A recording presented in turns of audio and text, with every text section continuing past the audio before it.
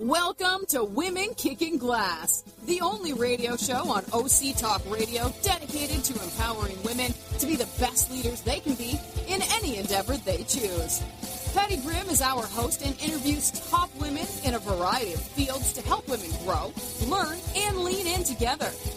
Patty has over 25 years of experience in primarily male-dominated fields in senior-level management positions. Patty is the owner of Advantage Training Limited, an organizational leadership team training company. She recently released her new book for women called Quiet Women Never Changed History. Be strong, stand out, and stand up. With the subtitle, Let's Go Kick Some Glass. And that's exactly what we're going to do with Patty and her guest today here. Wow, and we have two powerhouse women in the studio today, so we're going to be talking to both of them. So welcome, everybody, and hope you're having a great week. I've got two great guests with me today. I have Linda Adams and Abby Curnow-Chavez. Curnow-Chavez. They're both partners of an all-female consulting firm based in Denver. They actually traveled here, one from El Paso for a client and one from Denver, traveled all the way here to be on the show today. And they're a boutique consulting firm that assists boards, executives, and HR leaders build effective teams, align their leaders, and really enable their organization to be the best they can be. Linda has over 40 years' experience and founded Trispective Group. That's correct. And she's got experience with Ford, PepsiCo, Level 3 Communications, and founded the group in 2008, which we said is not the best time to start a business. Nope. And then Abby has an extensive experience working in talent management for a lot of different companies, Target, Accenture, Newmont Mining Company and Corporation, a very large global corporation. And they are both the authors, or two of the authors, of the book, The Loyalist Team, how trust, candor, and authenticity create great organizations. So we're going to talk a lot about how leaders overall, not just women, but all leaders can create outstanding teams, and how that authenticity, trust, and candor really delivers in performance results. So first off, Linda, why don't you tell us just a little bit about how you got to here? So it's been an interesting journey. I spent about 30 years in corporate HR. Started with Ford Motor Company, and then here in the States, as you mentioned, worked for PepsiCo and Level 3. My last gig being the head of HR, global head of HR for that company. And while there, met two of my co-founders, Audrey and Rebecca, who were involved with me in creating and building the HR function at Level 3. And in our work there, we did a lot around leadership development. It was a startup at the time. Maybe cheated a little bit because it was a $14 billion startup. But that's a big startup. But we really were fortunate to have the opportunity to build that HR function from the ground up with really no constraints. And as we built that function, came to understand that that's really where our passion lay. Yeah. And the opportunity to really help leaders and teams touch and find that potential. Yeah.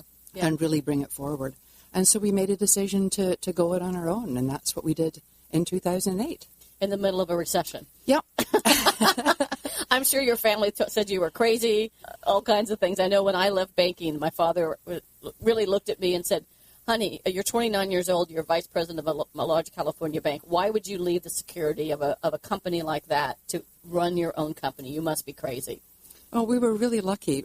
We all three of us have amazing families. Yeah. At the time, though, all three of us were also the primary breadwinners. Me too. In our families. Yeah. And so it was a really big step out. But nothing but support from everyone, from husbands, kids, parents, friends, absolutely supportive. Awesome. That really helps. And how about you, Abby? You've had an interesting career. Yeah. So, I found my passion when I was educating. I was a teacher. Me too. Started as a teacher. Many did who are in our field. And I think it's because what we have is we have a love for changing people's lives. And we know we have the ability to do it through helping them learn and grow. Yeah. So it was interesting, though. As I was doing that, I realized I'm never going to even be able to buy a house. Like I thought, I can't make enough money to do this. And I had one of my kids in my class, mom did what I do now. Yeah. And I sat down with her and I said, tell me more. And she did. And I ended up going to graduate school in Minneapolis, got a degree in organization development. And from there, that's when I started working at Target headquarters in their leadership group. Right. From there, went to work for Accenture and was a business consultant there in the human performance space for 8 years. And from there, went to work for Newmont Mining, which was my client. And I had been working with them on a big three-way merger of a company in Australia, a big global merger they were doing on the human performance side of things. And they offered me a job. Yeah. And I jumped into mining, and I thought, I don't know anything about mining. I know nothing about mining. But I know about teams and people. Yep, absolutely. And then, from there, formed a partnership with Trospective, and who are now my partners. They did a ton of work for us. Yeah. And I'm lucky enough to be able to do the work I love doing now. Yeah. It's interesting because it's finding that passion. I know a lot of women that may be listening, or men that are possibly listening. Maybe you're working in a corporation right now. Maybe you're a teacher, but you have this passion that you want to pursue, and you know you can do something bigger, better, and greater. And I loved your question to somebody that was doing what you wanted to do and just simply saying, tell me more. Yep. How did you get here? And you went and got your degree and did all the kinds of things, and look where the two of you are today. So it's sometimes hard to take that leap, but it sounds like we all made the right decision. Absolutely. Yeah. So a little bit about the book. So teams are critically important in today's environment, especially when things are so disruptive that everybody's being Uberized now, which used to be a popular term but may not be today because of all the things that have gone on with the CEO. But this still became a term of everybody can lose their competitive advantage in seconds. Yeah. Somebody can come along and literally take it out from under you. And teams are the way to drive that innovation. So what are the characteristics of a great team that you've seen from your research for the book? What are some of the characteristics? So for us, we label the highest performing teams Loyalist Teams, which is where the name of the book comes from. So that's the top is the Loyalist Absolutely. Team. And the bottom is the Saboteur Team. The Saboteur Team. Is that below dysfunctional team? That is like that is the dysfunctional team. That is a dysfunctional team. That's Wildly like rock bottom. Yeah, Exactly. It doesn't get much worse than that. And the other label we have for that is Team Hell.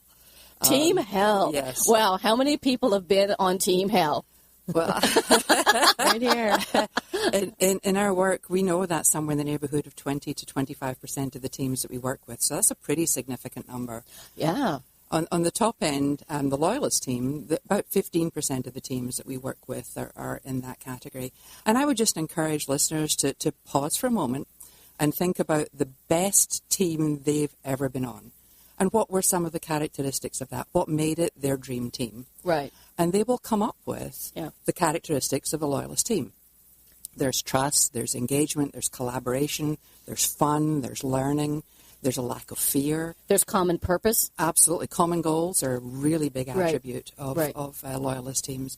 And this notion of, I can't fail because you have my back and you won't let me fail. Yeah. I get to do my best work. Yeah. And on Saboteur teams, and I know having been on them, Sunday afternoon you start to get that knot in your gut. It's like, geez, I got to go in there tomorrow. You're driving to work like this, like, oh I have to face these people. Mm-hmm. Yeah. You dread Sunday. You dread. Yeah. Dread Sunday evening because you know what's coming the next day. Yeah. Yeah. And then on Loyalist teams, it's like, that's where my friends are. I can't wait to get there. I can't wait to share this idea I had over the weekend. I can't wait to hear what's going on. And so all the creativity and innovation comes out from that Loyalist team. And what's interesting is probably you've seen this research. Gallup says that only 32% of the average workforce individuals in America are actively engaged. Absolutely. And they estimated that's $450 billion of lost revenue to corporations in the United States because their teams are saboteurs or they're teams from hell. Did you call them teams from hell? Or Team Hell. Team Hell. I was trying to remember. Is that my word? Because I have a tendency to swear a little bit. I like it though. Teams from hell. That it's costly to business. It's very costly to business. And I know I'm a big fan of the Wisdom of Team book by Kassenbach and Smith. And their definition of a high-performance team is a team with a common purpose, a common approach to operating, that for which they hold each other mutually accountable. Absolutely. Not just looking to the leader. Yep. Yeah. Okay. So what are some? So let's talk about the 14 types that you talk about in the book. We talked about a couple of them, but let's talk specifically about. Let's maybe start at the bottom with the saboteur team. Is that where you want to start? Sure. Okay. Let's do it. So I think Linda described some of the characteristics of a saboteur team, but what we really see there is people looking out for themselves, right? They are often looking for ways to undermine others. Mm-hmm. They don't trust others. They don't share information readily. They are really in it for themselves. What would you add to that, Linda? So I think members of saboteur teams see the whole relationship as a zero-sum game. So if you win, I lose. Absolutely. That Absolutely. is definitely there. Okay. And if you're spending more time watching your back than doing your work, you're clearly on a saboteur team. And you have zero innovation. None whatsoever. Because I'm not going to innovate and share my idea with you if there's any way that you might get credit. That's right. That's right. And the whole idea of CYA, right? I'm going to document everything. Cover your. I'm going to cover my butt, ass. right? Exactly. I am going to cover it, and I'm going to make sure that I'm okay. I'm going to take care of myself. Yeah, yeah. I worked in an organization where we started out with this great culture, and we actually had a leader came in that destroyed it, and put in place that kind of environment and culture where literally, if you help somebody else, you were penalized in your performance review. Yep. So that's just the worst of all things. So we've got the saboteur team. What's next? So next is benign saboteur. Benign saboteur. Yes. And the difference between benign saboteur and saboteur, one of the biggest differences, is you can't be a passive saboteur. There's no way I accidentally threw you under the bus and don't know how you got there. Excuse me, there are tracks on your back. and my footprint is on your butt. Other than that, I don't know how it happened. But benign saboteur space really is very passive. It's like make yourself as small a target as possible. Do what needs to be done. Don't raise your hand. Don't rock the boat. Stay in your lane. And while I don't have any ill intent toward you, I'm not going to engage in any proactive way. And the way I think of benign saboteur teams is the sum of the parts of a benign saboteur team is always less than the whole. So there's something left on the table with benign saboteurs. Yeah, right. Interesting. Well, and the reason that we still label them saboteurs is really because there is no added value to the silo approach. Yeah, so it's the organizational silos where you've got research and production and finance and marketing, and every organization is this separate little, like a corn silo in Nebraska or someplace. So it's just this little contained area, and you don't go outside your boundaries. No, exactly. Wouldn't dare. Yeah. And innovation does not come from that kind of a team. Yep. So what's the next one? Are we getting better? We're getting better, and we're getting pretty good. And those are situational loyalist teams. Okay. Where more often than not, things are going really well. There's pockets of trust. There's high degree of collaboration. You probably have some real rock stars on that team. And you probably have a pretty strong leader in the situational loyalist team. The challenge is those relationships are conditional. And they're often conditional on, I'll start to change or I'll engage differently when I see the leader take the lead on that. Right. Or I'll do this for you when I see you give that to me. So it's that quid pro. Absolutely, quid pro quo. Is that mindset of meeting me part way. Yeah. And the biggest difference between a situational loyalist team and a loyalist team is that nature of conditionality. Okay. As a loyalist, I don't need anything from you, zero, in order for me to show up as my best. Right. Right. Whereas for situational loyalist teams, there's always a condition there. I do a really interesting and fun exercise. I just did it with a client recently, a nonprofit client, where I have people think about, think about the best team you've been on, the worst team you're on. What happened? What did the people do? What the leaders do? But this one's kind of fun. It's a nonverbal exercise. So I have people at tables get up with a flip chart, and they're supposed to draw a picture of their team as a water-going vessel, but they can't talk. And everybody, there's several ground rules. It has to be a water-going vessel, so it could be a life raft, a tanker, it could be a yacht, it could be a catamaran, anything they want it to be. And it has to include the weather, the climate, what's in the water kind of thing, and also that everybody has to participate in some way. So and it's nonverbal. And these pictures are so funny. Because you'll see the saboteur team, the unintentional saboteur team. You'll see a bit of the loyalist team. Maybe they're in stormy weather right now with the competition as shark. And sometimes they had customers as sharks. And they had people left on the dock. They had people hanging off the crow's nest at the top. I mean, hysterically funny. And then we have that conversation about, so what is a great team and how do you create it? So it's really a fun exercise. And the pictures are classic. I may steal that one with pride. Yeah, please We're do. doing Please. that. That sounds fun. It is really fun, and then you really get down to the point of, well, why is somebody who's the person left on the dock, right? Or you have all the leaders on the front of the team, and the rest of the team on the back rowing in the opposite direction. Are there any ever in a lifeboat?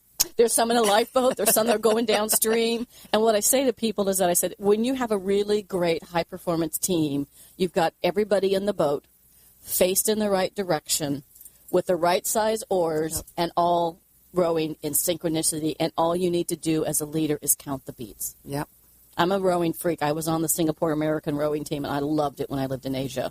It was a blast. And if you don't row in the same direction at the same pace, you get wet, and you don't win very many races. So it's just a fun way of looking May even at end up going in circles. Yeah. So we talked about this. What are some of the characteristics of that toxic team, and what do you do about it if you're on that team? So one of the biggest characteristics of the saboteur team that we've been talking a lot about just recently is the nature of gossiping that happens on the team. That's been a big topic of conversation, where instead of talking to the person I have a problem with, I talk about them. And you talk about everybody else that can do nothing to change the situation. Absolutely. Yeah. And one of the things that we talk about, and one of the reasons we wrote the book, is we believe that everyone has an opportunity to impact and influence their environment. And so if you find yourself in one of those toxic teams, it's around taking that step to start to change your environment. And the first place we ask you to look is, how are you contributing to that toxicity? What behaviors are you actively engaging in? And what behaviors may you be passively engaging in that are really building that toxic environment? Or simply just tolerating it. Well, tolerating it oftentimes, and the silence that comes with toleration, oftentimes is taken as agreement. Yeah. A complicit assent to the situation. Yeah. I always tell people that, silence is not agreement. Well, and one of the things that we see is it really just takes one saboteur on the team for everyone else to start to behave a little bit like a saboteur. That old, the one bad apple spoils the whole barrel. That's right. Because what then happens is, rather than dealing with it, or, that's when you move into gossip. That's when you move into covering yourself. That's when you move into trying to point out everything that's not working in an underhanded way, right, as opposed to a productive, healthy way where you can address it up front, talk about it, try to work through it. But saboteur teams often stay that way for quite some period of time unless and until people leave. Yeah. Or until maybe the leader has the courage to recognize the saboteur or saboteurs. Who that is or who they are. And what I found really interesting in many clients that I work with is that as managers and leaders, we can't tell the team if we're counseling somebody about their behavior that's inappropriate. We just can't do that. It's just not appropriate as a professional. But a lot of times what I've seen happen is when the leader finally has the courage to fire that person, or in some ways gets that person to leave because they just realize they're not going to be successful, the rest of the team comes to him and says, "It's about time you noticed. Yeah. We've noticed for years that Susan is the saboteur of this organization." And the other thing, too, is that a lot of companies, I think, are trying to put together high-performance loyalist teams, and they try and do things like consensus. But when they're getting to a consensus agreement, they're taking silence as agreement versus going through and saying, "Do you agree? Do you agree?" And what they end up doing is what I call hall talk, which is a form of gossip. So we're in a team meeting, and we agree to a decision. And I go out of the room and say, "Oh, my gosh, that was the dumbest decision I've ever heard." Yep. And then that gossip starts. "Oh, my gosh, why didn't Linda, you're the leader. Why didn't you do something about this?" If you find yourself in a position where the meeting after the meeting is happening, which is what you're talking about. The whole talk, Yeah, you're absolutely on a team that is not productive. Okay. Now, whether it's as bad as saboteur, I don't know, but it's certainly a characteristic that you need to start to address. Okay, great. So we're going to take a quick commercial break, but first, the book is called The Loyalist Team, How Trust, Candor, and Authenticity Create Great Organizations and Really Make a Difference. And if one of you could tell us how we get in touch with you, and how to get your website, and please spell trispectus. Okay. Trispective. See, I did it. So theloyalistteam.com is where you can get a lot more information on the book and our assessments. If you're interested in understanding more about our services, it would be www.trispective, and that is TRISPECTIVE group.com. And your email is Linda@Trispective? Yep. And Abby? At trispectivegroup.com. Okay, and it's ABBY. Yep. Okay, awesome. We're going to take a quick commercial break, and we're going to come back and dive into this more. I want to hear more about what the leader can do and also about your assessment tools. I'd love to hear about that. So we'll take a quick break. Imagine what it would feel like to lose everything. Your job, your home, your family, your dignity. This has happened to thousands of the men, women, veterans, and young adults we serve at Working Wardrobes. What do we do to help? We provide career development services, life skills workshops, job skills training. We provide the perfect interview outfit, and we get clients placed in jobs. Call Working Wardrobes, 714-210-2460. Donate, volunteer, invest, hire. When it comes to pioneers in their respective industries, we all know the Apples, Starbucks, and Trader Joe's of the world. In the realm of recruiting, Decision Toolbox is the industry's best-kept secret, with 90% of their business from referrals and repeat customers. For over 20 years, Decision Toolbox's U.S.-based team of recruiters, sourcers, professional writers, quality personnel, and tech support has perfected a Six Sigma approach to talent management. No matter the size of the project, Decision Toolbox delivers incredible results. A cost per hire less than half of what contingency firms charge, with the winning candidate presented in an average of 14 days, all with a 12-month candidate warranty. With results like that, Decision Toolbox won't be a secret for long. Visit us at www.dtoolbox.com for more information. All right, back to Patty and her guests. And I'm back with Linda and Abby, and they are authors of the book, The Loyalist Team. And we're talking about how great leaders can build Loyalist Team, but also how great people can be part of a Loyalist Team and what that feels like. And I think we've all been there. We've all been on great teams, and we've all been on the team from hell. So that's kind of interesting. So what are the characteristics of a great leader, and how are they able to consistently build Loyalist teams? You can build a team around a problem or a challenge, like let's go take this competition, but how can a leader consistently do that, and what are the characteristics? So I think the first thing I would say is the best leaders that we work with, especially the ones that have great teams, they know that making a team great takes a lot of work. Yeah, it's called teamwork for a reason. Exactly. It doesn't just happen. They know it. They understand it. They respect that it takes work. There's a process around it, and that they need to give it time and they need to give it commitment. I think, those that are really effective at leading teams, they set the rules of the road. They put the operating norms in place for the team. They set a high bar for how the team's going to interact, how they're going to behave, how they're going to get work done. They have a cadence around the way they get work done. And the goals are very clear.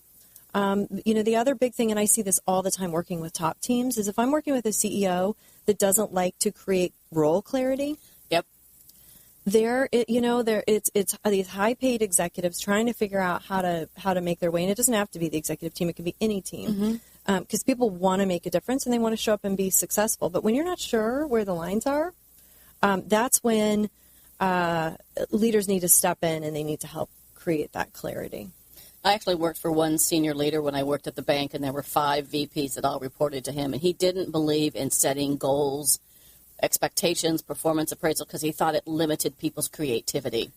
So as a team, we figured, we can manage up, we can manage Dave and ask for more clarity, and he's going to say, I want you all to go figure it out. I'm paying you to be VPs. You need to go figure it out. So we formed a breakfast club. We met every Friday at 7:30 for breakfast, and we'd all say, now, what did Dave tell you to do, and what did he tell you to do? And we sort of managed around him. We were the most successful team. We still talk to each other. That was 30 years ago. We still think about the good old days when we worked in San Diego and we managed this incredible team and just broke down every barrier. In absence of that strong leader, we managed around him. Yep. Well, and it's interesting, our research, when we were able to take our 6 or 7 years of research from our assessments and look at it, we always have said the number one reason a team works is because the leader is great.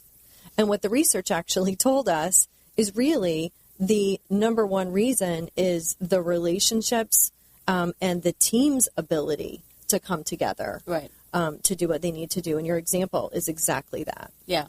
And so how does a leader consistently build that? Because what if you are promoted to be a leader of a team that's a hell team or a dysfunctional team or a saboteur team, what do you do as a leader if you walk into this team from hell? So the first thing you do is be really clear about your expectations. So, Abby talked about getting clear on roles and responsibilities. Right. Very important, but be really clear on your expectations. And then be consistent around modeling the behaviors and expectations that you've established yourself, and then holding others accountable. So not letting it slip once or twice, really dealing with it in the moment.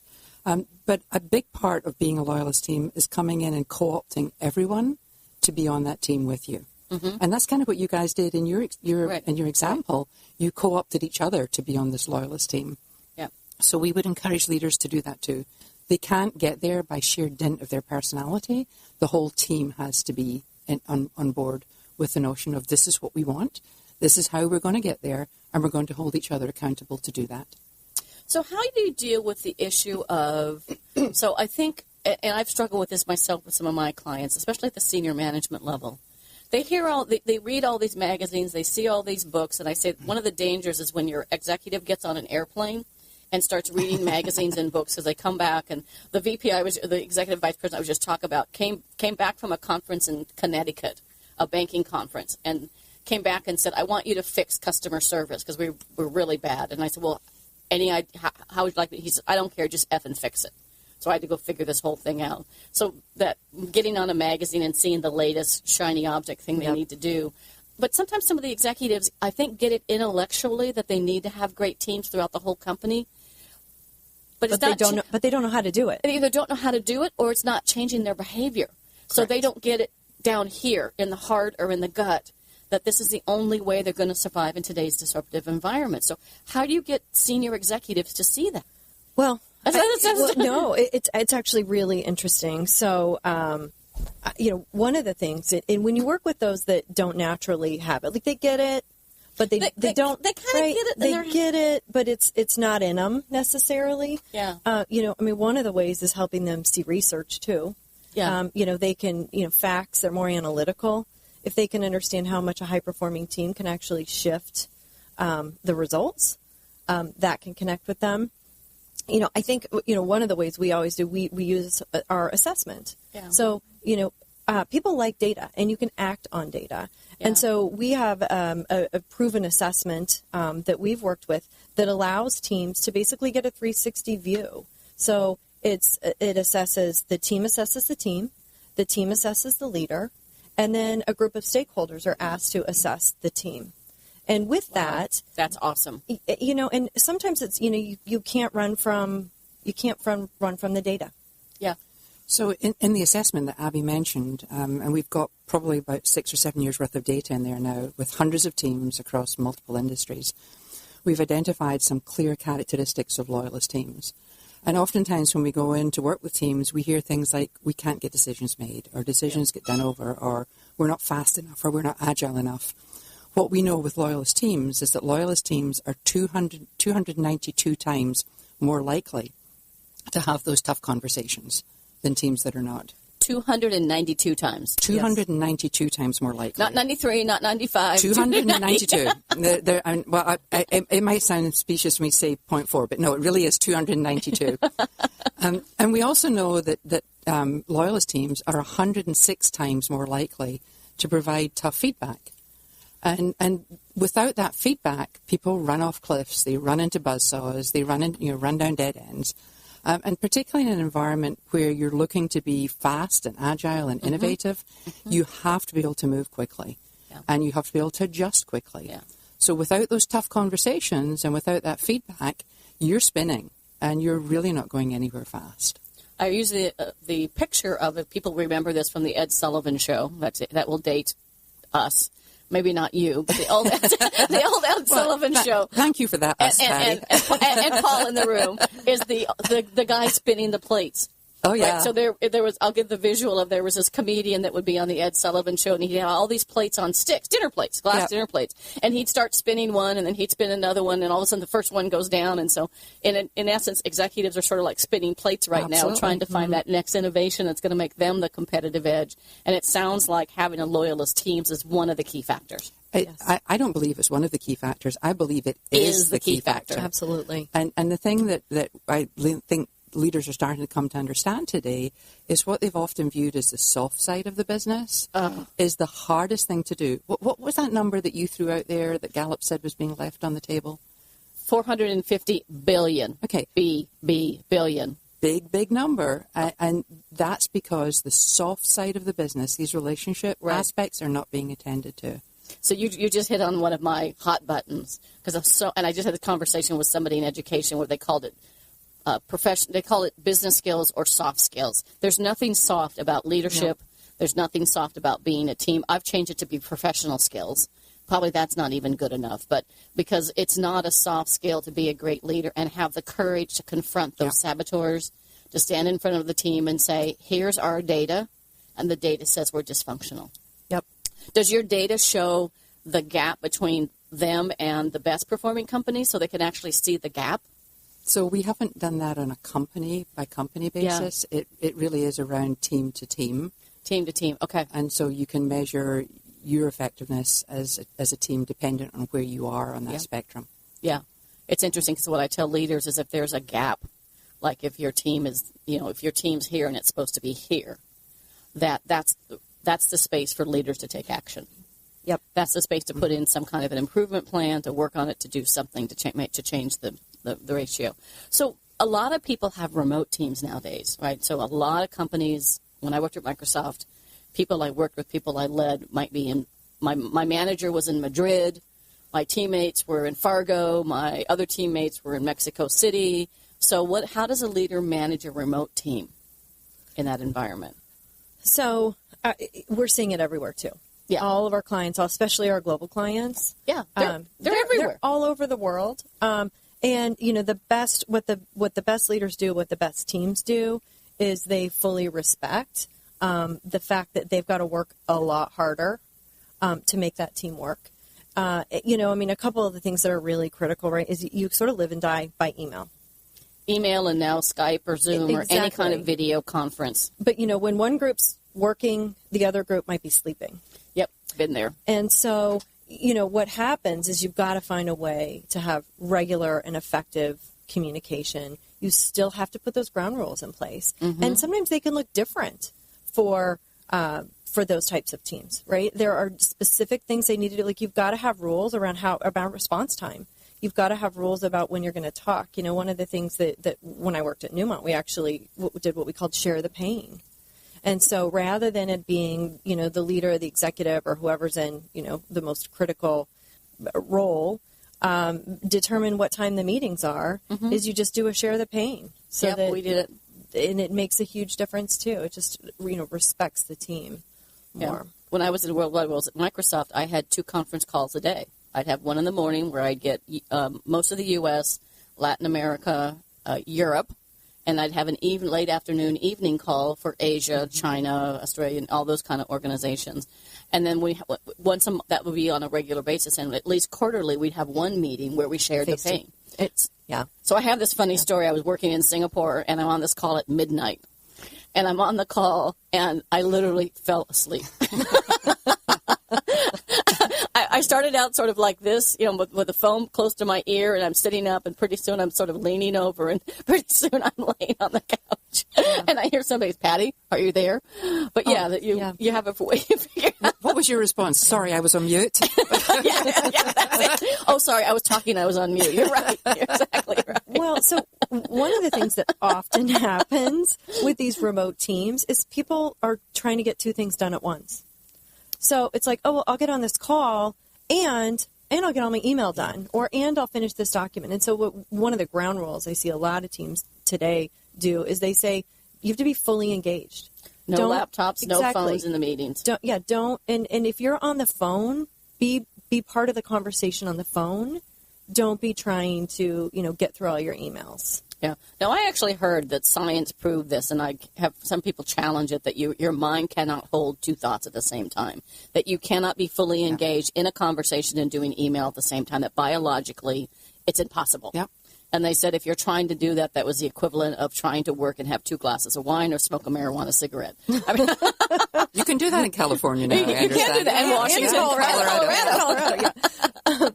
Well, so it's interesting. We actually had, when I was at Newmont, when I was the VP of Talent, we had Bain come in, and they did this big assessment of how people were spending their time. And what they did is they basically looked at our Outlook calendars and our email activity, and they can do this analysis where they essentially show how many people are sitting in meetings, and how much time are people in meetings, and how many of them are doing their emails while they're in these meetings. And, of course, and I think like every company, it's ridiculous. You can't multitask. No. But everybody's doing it. And I think it really undermines the effectiveness of teams and the ability to problem solve together, to really understand each other's challenges, to make sure you're having the right conversations. And it's just part of a Loyalist team does that. And so teams have to be disciplined, I think, about that. Yeah, and it goes back to that definition from Wisdom of Teams by Kassenbach and Smith about it's a team with a common goal, a common approach to operating. Now, those can be operating principles, ground rules, values, whatever you want to call them, that they are very certain things. One that, as simple as meetings start on time and end on time, that we don't multitask during the meeting. Yep. We're fully engaged. We're participating. Those are practical things you can put in place. But the team needs to have that vision and goal that everybody's striving for together, so they are rowing the boat kind of in the same direction. Absolutely. And, if you're on a team and you're not clear what the goals are, or you don't think everybody's on the same page, you got to say it. You got to say something. Yep. So you were talking about the operating norms, both you and Abby were going through those. There are some very pragmatic operating norms, as you've suggested, but we also encourage teams to take a look at what are some of the behavioral norms that they might want to no hall talk, one. That definitely one of them. The other two, though, that we think, and we found in our work, that are really transformational if people can embrace them. The first is around this notion of extending trust, not waiting for trust to be earned. My granny used to say, trust is earned in inches and lost in miles. Yeah, and lost in one statement sometimes. Absolutely. And so extending trust is definitely characteristic of a high-performance team. And this notion of assuming positive intent. So if you're doing something that I don't understand, if you're engaging in a way that I'm not clear around, or that I don't like. Or I disagree with. Yeah. The first rule I have to go to is I'm going to assume positive intent on your part. I'm not going to ascribe some negative behavior around you're running your agenda, you're trying to put me down. If I can't assume positive intent on my own, then the obligation is for me to come and sit with you and really understand what's going on. Yeah. And maybe it's insight you don't have, maybe it's insight I don't have, but to have that conversation. So those are two softer but critical elements in having a high-performance team. I agree 100% because one of the ground rules could be if you've got a problem or issue with someone, you go directly to them. Yep. You don't bring it to the team. You don't bring it to somebody else. And the way you can say something to someone, individual, say, I'm not sure you noticed, but during the meeting, every time I tried to bring up an idea, you shot me down. Mm-hmm. And be very specific. Not you were picking up. These will be very specific. So in the meeting, what I've noticed was that every time I tried to say something, you shot me down. I know you didn't intend that, but that's how it was on my end. And sometimes people go, if they're on a Loyalist team, if they're a loyal team member, they're going to say, thank you. I didn't realize I did that. Because there's that blind spot we all have that we know what we see, others see things we don't see, but there's just some huge blind spots that are there. Absolutely. Yeah. Absolutely. Yeah. So what are the things that can trip up a Loyalist team? Because teams take work. Mm-hmm. I always say it's team work, and I always have it team and then work is capitalized. It takes a lot of work. You can't just put together a team once and assume you got it. So what are some of the things that trip up these high-performing Loyalist teams? And then what can individuals or leaders do about that? So being a Loyalist team in and of itself can be the challenge. It's like we've reached nirvana. We have the team of our dreams and everything is going great, and I really don't want to risk screwing it up. And what if somebody leaves or somebody new comes in who does the orientation with the new, all that stuff, yeah. And so getting complacent around this is great, being afraid to have those tough conversations because things are so good. Right. That's probably the single biggest hurdle that we see our clients have to get beyond.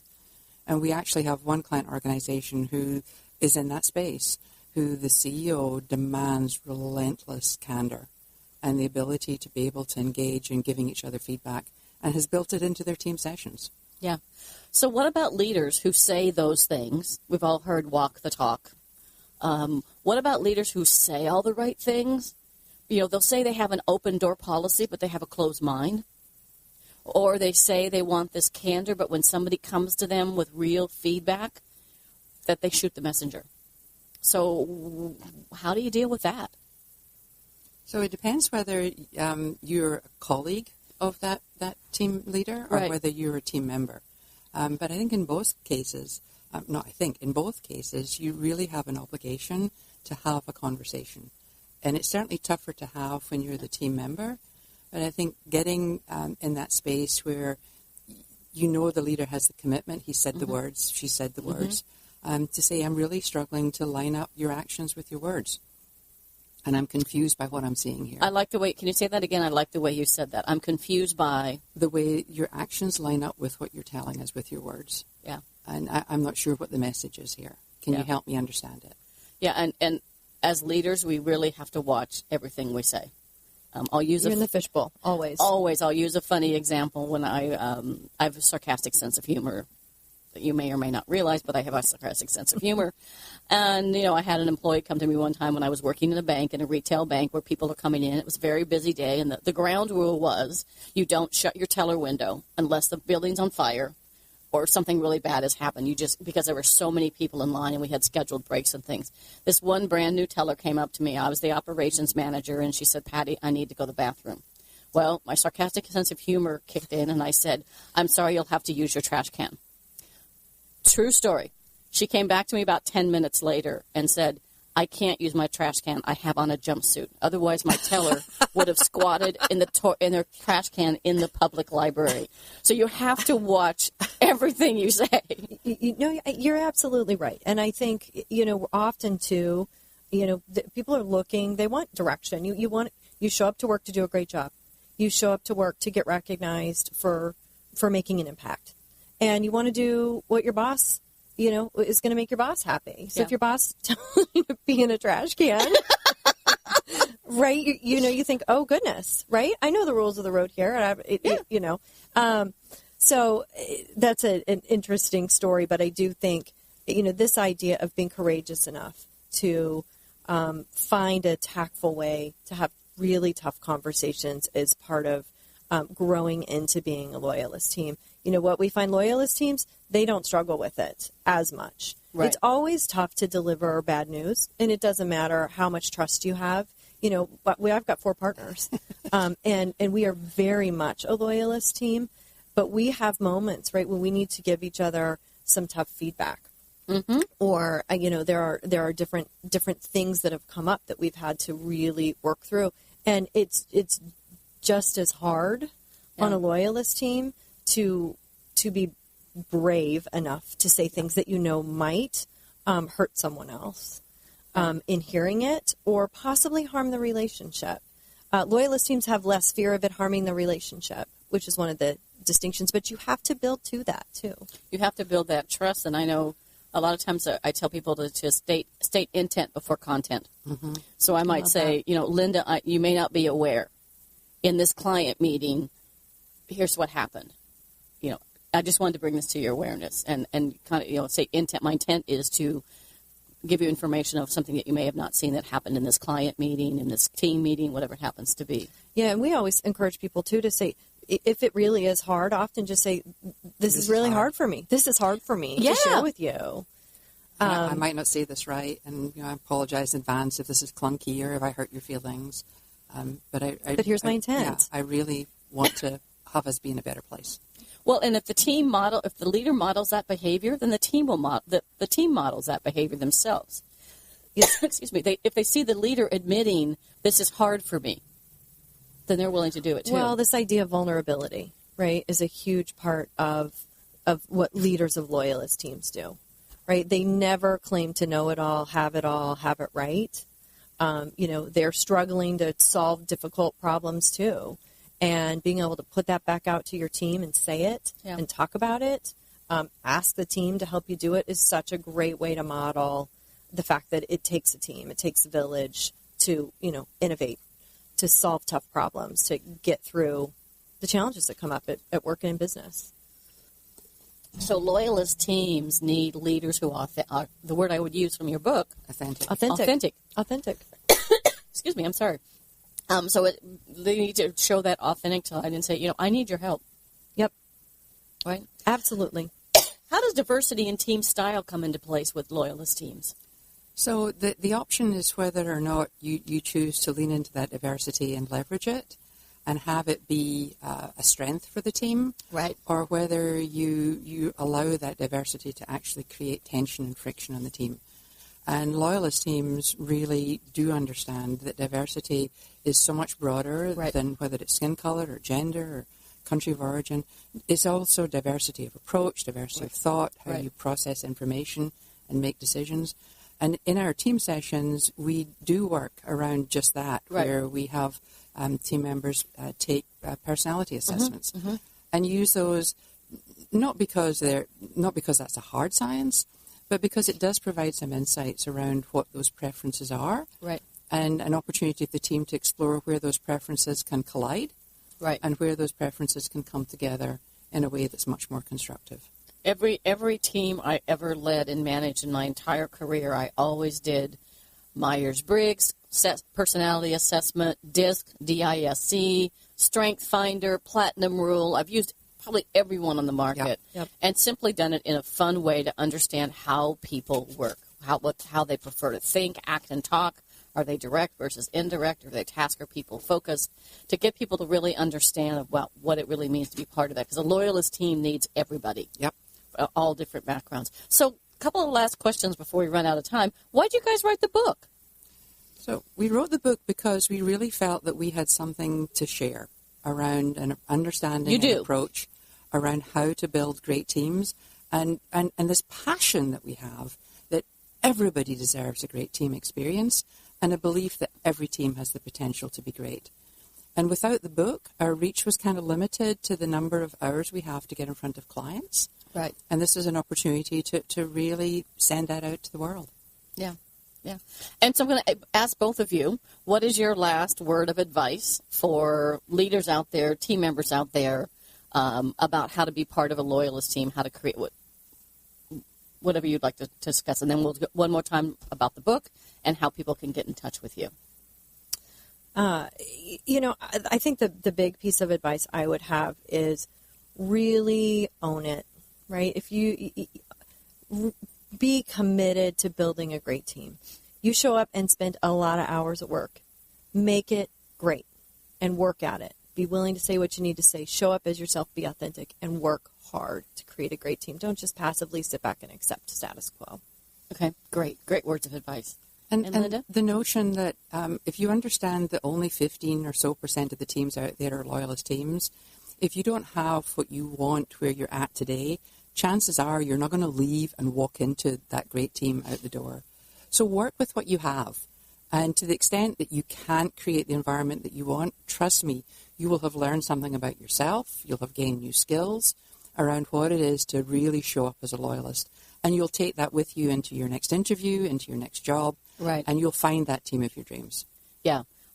One of the best team building activities I ever found was not doing high ropes and all these team building kinds of things. And I know we don't do those. We don't do those things. No, we don't do those things. Those are temporary. But one of the best things I found is I always manage the volunteer day or events where we get people together at a volunteer activity. We're painting houses, we're building roads, we're doing something outside our normal environment. You see people dress differently, think differently.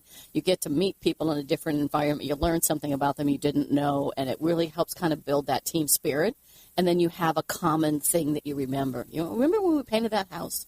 It's really kind of that a cool shared thing. experience. That shared experience is really important. So one last time, the book is called The Loyalist Team, How Trust, Candor, and Authenticity Create Great Organizations. You would need to pick this up on Amazon. And one last time, Linda and Abby, how do we get in touch with you and your website? So it's Linda or Abby at trispectivegroup.com.